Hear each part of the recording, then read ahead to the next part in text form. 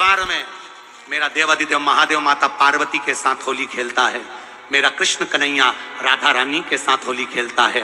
आप भी अपने इष्ट मित्रों के साथ होली खेलिए और दिल से खेलिए। एक बात बहुत ध्यान लगाकर सुनिएगा, एक बेलपत्री और उस बेलपत्री में एक चंदन की बिंदी और एक अक्षत का दाना मात्र रखकर भी अगर शिवालय पर चढ़ा दी जाती है,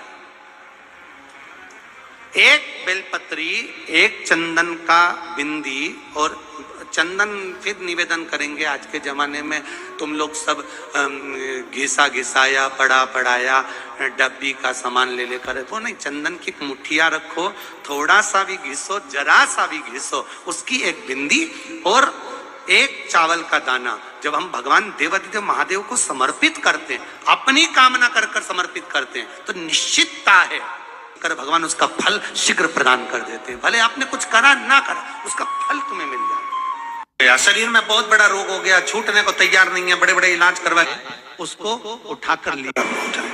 होली में मोटे मोटे डूंड जलाए जाते हैं, डूंडा की राख तैयार होती है, उसका कालापन जो तैयार होता है उसको उठाकर ले आए और कपड़े में उसको छान कर राख तैयार कर कर 3-4 बार छानने के बाद उस भस्म को 12 बजे से 1 बजे के बीच में शिव जी को समर्पित कर देता है और उस भस्म को उठाकर उसमें घी मिलाकर मस्तक पर तिलक लगाकर चले जाता है। वो जिंदगी में कभी हार नहीं सकता, विजय ही पाता है, उसकी कभी हार नहीं हो सकता।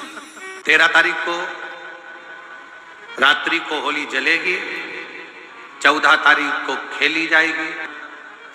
5 मंदिर में हम भी केसरिया जल चढ़ाने के लिए बाबा को जाते हैं। महादेव की होली सीहोर में मनाते हैं, वो 15 मार्च की रहेगी। सीहोर में महादेव की होली होती है, आप लोग आए हो कभी?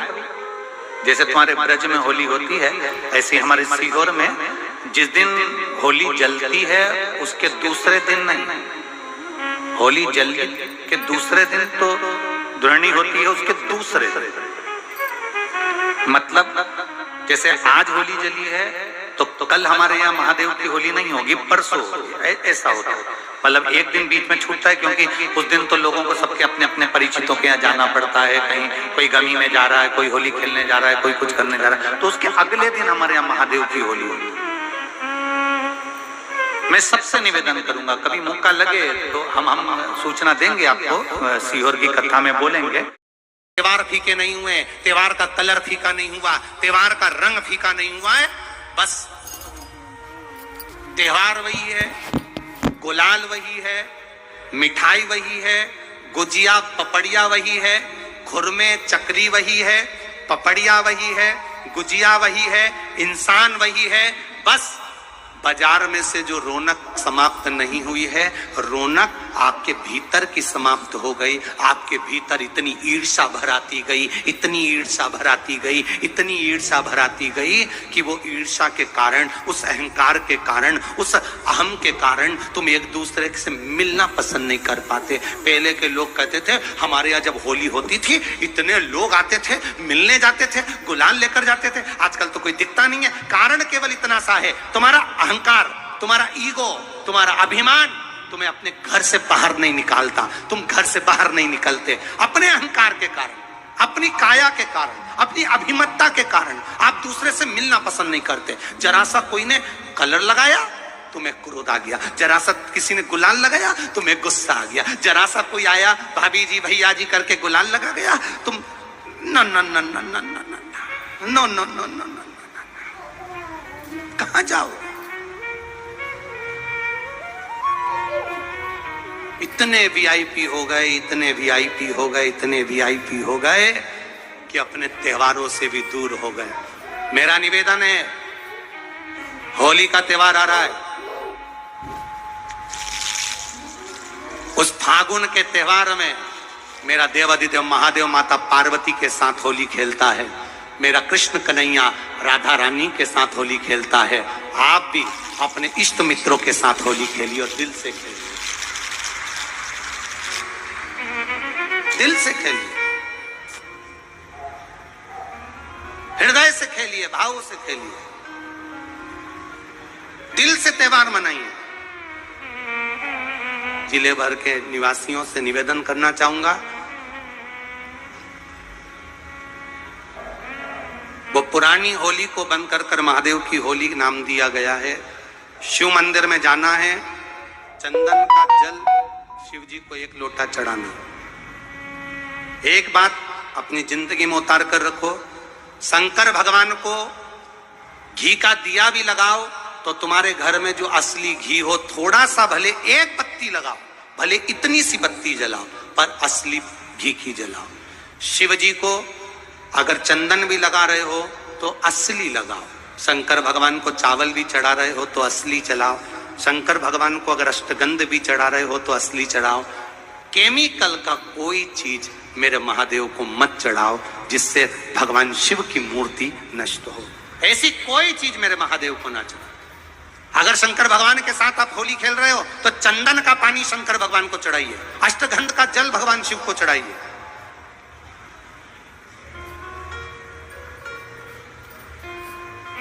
भगवान शिव की भक्ति अपने अपने शिवालय में जाकर शंकर भगवान को चंदन का जल चढ़ाना, ये मूल है। महादेव से होली खेलना। आप भी भगवान शंकर के मंदिर जाइए और महादेव को एक लोटा चंदन का जल अवश्य चढ़ाइए। कभी कभी अगर ऐसा लगे जीवन में कि दुख बहुत ज्यादा आ गया है, बहुत तकलीफ आ गई है, तो लाल चंदन को घिसकर उस लाल चंदन का लेपन भगवान शंकर पर कर कर फिर पानी चढ़ाओ। अगर कोई संकट भारी है और निक, जैसे किसी नारी का गर्भ नहीं ठहर रहा, 15 साल हो गए, 20 साल हो गए, 25 साल, जैसे इसने लिखा एक माता ने कि 18 साल की बेटी हो गई थी पर संतान में पुत्र नहीं, तो उसने भाव से कथा सुनी। ऐसे आपके भीतर अगर 20 साल हो गए, 25 साल हो गए, 30 साल हो गए, संतान का सुख ही नहीं है, लाल चंदन का लेपन बाबा भोलेनाथ पर करना प्रारंभ करो। पीठिका पर लाल चंदन का लेपन करना प्रारंभ करो। लाल चंदन से बाबा का श्रृंगार करना प्रारंभ करो। एक बेलपत्री पर लाल चंदन, दोनों पत्ती नीचे वाली, जो नीचे की जो 2 पत्ती होती है इस पे लाल चंदन, और बीच वाली पत्ती पर पीला चंदन लगाकर बाबा के शिवलिंग को समर्पित करिए। बाबा से प्रार्थना करिए, रोज प्रार्थना करो। परंतु एक बात का स्मरण रहे, 25 साल हो गए, 20 साल हो गए, 30 साल हो गए, संतान नहीं, तो पहले जल से अभिषेक कराना, अभिषेक कराकर उस जल का आचमन करने के बाद हाथ को खासा करना, धोना, उसके बाद में फिर वापिस बाबा का स्नान कराओ, फिर चंदन का लेपन कराओ, फिर एक लोटा जल चढ़ाकर बाबा का स्नान कराओ। बाबा का बड़ा सुंदर भाव से लाल चंदन से जो अभिषेक करता है, बाबा को लेपन कर कर फिर जल चढ़ समर्पित करता है, निश्चित है उसकी गोदी मेरा देव अधिदेव महादेव जरूर भरता है। ये निश्चितता है। हम तो बेटियों से भी कहते हैं, जिसका विवाह नहीं हो रहा हो, 25 साल, 30 साल, 27 साल, 28 साल, 32 साल, 40 साल हो गए हो, नहीं हो रहा हो बेटा बेटी का विवाह, उसे लाल चंदन का प्रयोग अशोक सुंदरी वाली जगह पर 7 बिंदी लाल चंदन की लगाकर 7 बेलपत्र 7 बिंदी पर रखिए और महाराज अपनी कामना कर कर भगवान से आइए। बाबा देगा, करेगा, 3-4 महीने में विवाह पक्का करेगा। ये लाल चंदन की महत्वता है शिव तत्व में। शिव कथा का एक नियम है, आप अपने जीवन में उतार कर रखिएगा कि यदि एक लाल चंदन होता है, एक पीला चंदन होता है, 2 तरह का चंदन होता है। जैसे अगर हफ्ते में एक बार, कितने समय में, जम के बोलो जरा, हफ्ते में एक बार प्रयास करा करो कि लाल चंदन का पानी हम शिव जी को समर्पित करें।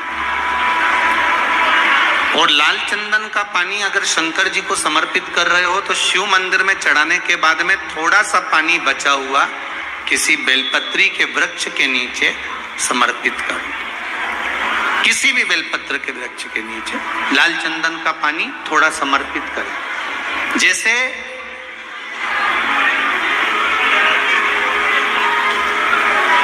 अगर बच्चों का विवाह नहीं होता है, शादी नहीं होती है, तो अपन लोग क्या करते हैं कि भाई एक बेलपत्री का जो पत्ता होता है, उस पत्ते के बीच वाली जो पत्ती होती है, उस पत्ती पर अपन केसर को घिसकर, केसर को घोलकर उस पत्ती पर अपन केसर का तिलक लगा देते हैं। और केसर का तिलक लगाकर जिसका विवाह नहीं होता, उसकी ये बीच वाली उंगली पर, ये बीच वाली पत्ती को अंगूठे से टच कर कर उसको रख देते। उसका नाम और गोत्र बोलकर उस पत्ती को शंकर भगवान पर किसी भी प्रदोष के दिन शिव जी को समर्पित कर देते। बस इतना याद रखें कि इस पत्ती का जो मुख है वो जलाधारी की ओर होना चाहिए जब हम चढ़ाएं उस समय पर। केसर का तिलक लगाकर अंगूठे से उसको टच कर कर नाम गोत्र बोलकर जिसका विवाह नहीं हो रहा है, शादी नहीं हो रही है, शिव जी को उसे चढ़ा लो किसी भी प्रदोष। और किसी भी शिव मंदिर में आप उसको समर्पित कर सकते। किसी भी प्रदोष को किसी भी शिव मंदिर में आप समर्पित कर दीजिए, बाबा से निवेदन करिएगा, बाबा स्वीकार करेगा और विश्वास है कि 3 महीने में बाबा उसका विवाह पक्का कर ही देगा। ये पक्का है। शिव स्मरण करना।